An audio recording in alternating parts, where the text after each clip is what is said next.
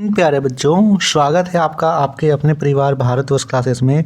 तो प्यारे बच्चों, आप सभी जानते हो कि कल 9 मार्च 2024 को क्लास 6 का हिंदी और गणित का वीकली टेस्ट लिया जाएगा। और इस वीडियो में हम आपकी गणित में आने वाले वेरी इंपॉर्टेंट क्वेश्चंस को करने वाले हैं। तो जल्दी से इस वीडियो को आप सभी पहले तो लाइक कर दीजिए। यदि आप पहली बार भारतवर्ष क्लासेस पर आए हो तो सब्सक्राइब जरूर करना है।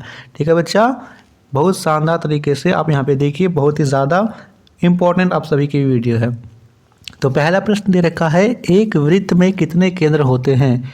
एक वृत्त की बात की जाए तो एक वृत्त में कितने केंद्र होते हैं, 1, 2, 3 या 4।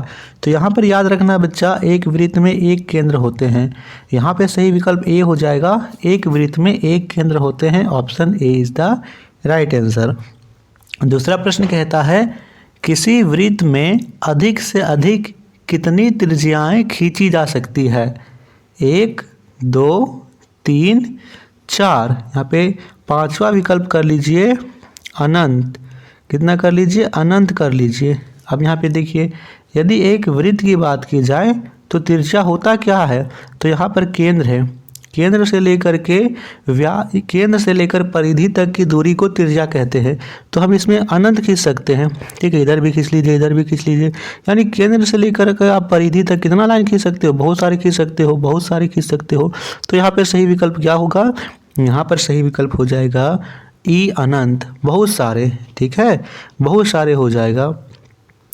तीसरा प्रश्न दे रखा है, त्रिज्या जो है वो व्यास का दुगना होता है।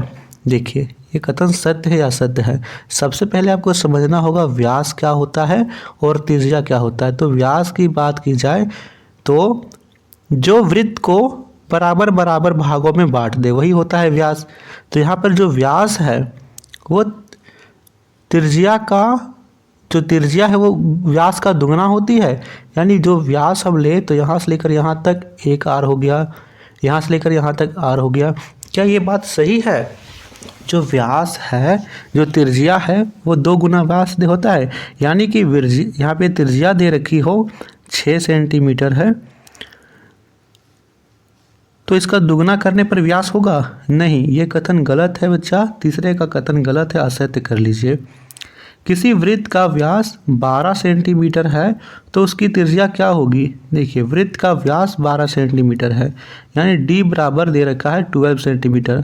जो r होता है वो व्यास का आधा होता है, ना कि दुगना। इसीलिए पिछला प्रश्न गलत था। तो r बराबर d/2 होगा। d दे रखा है 12, तो 12/2 कर देंगे। 2 का पहाड़ा 12 कट जाएगा, 2 छक 12 यानी 6 आ गया। चौथे का सही उत्तर बी हो जाएगा, 6 सेंटीमीटर। बी सही है बच्चा।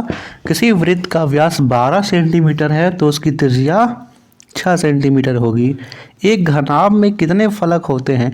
घनाभ की बात कीजिए, घन की बात कीजिए, दोनों के लिए प्रश्न एक है। घनाभ की भी बात कीजिए, घन की बात कीजिए, दोनों के लिए एकदम आसान सा प्रश्न, एकदम सेम प्रश्न है। तो दोनों की यदि बात की जाए तो दोनों में सेम होता है। 6 फलक, 8 शीर्ष और 12 किनारे। ठीक है, तो यहाँ पर सही विकल्प क्या होगा, यहाँ पे सही विकल्प होगा 6। डी विकल्प कर लीजिए आप यहाँ पे 6।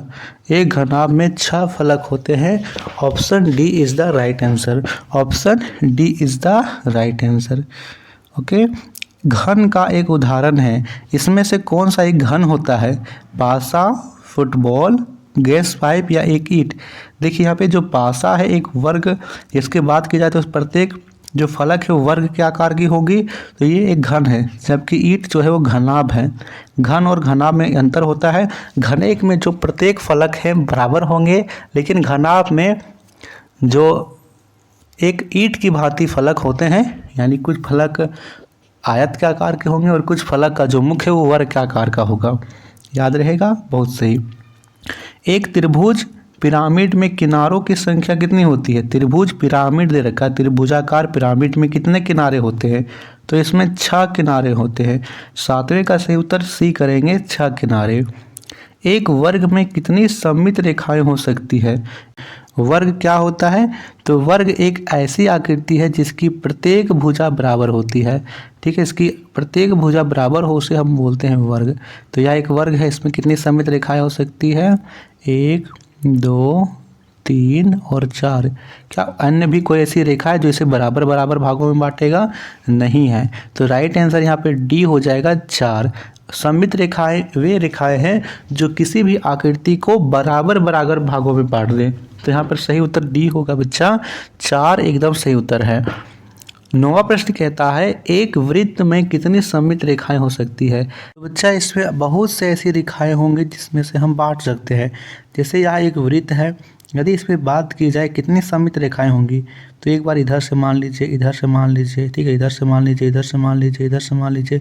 जिधर से आप बीच में से गुजरती हुई एक रेखा खींच दो, वो अनेक भागों में से विभाजित कर देगा, यानी कि जिसमें हो जाएगा डी अनंत। अनंत एकदम सही उत्तर है, अनंत भागों में विभाजित करती है। एक घन का प्रत्येक फलक एक क्या होता है? घन की बात की जाए तो इसका प्रत्येक फलक क्या होता है?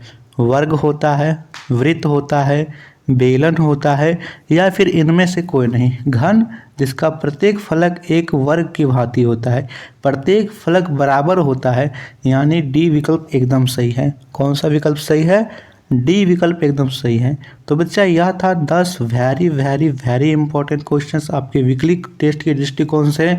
आपको यहाँ पे बहुत ही ज़्यादा तरीके से ये प्रश्न ध्यान में रखने हैं। ठीक है, यदि आपने अभी तक व्हाट्सएप ग्रुप को ज्वाइन नहीं किया है तो आपको लिंक पे जा करके डिस्क्रिप्शन में जो लिंक दे रखा है उससे आप व्हाट्सएप ग्रुप को ज्वाइन कर लीजिए, या फिर इस नंबर पे मैसेज कीजिए, आपको व्हाट्सएप ग्रुप पे ज्वाइन कर लिया जाएगा। ठीक है बच्चा, चलिए बहुत बहुत धन्यवाद। वीडियो को ज़्यादा से ज़्यादा लाइक और शेयर ज़रूर कीजिए। Thank you.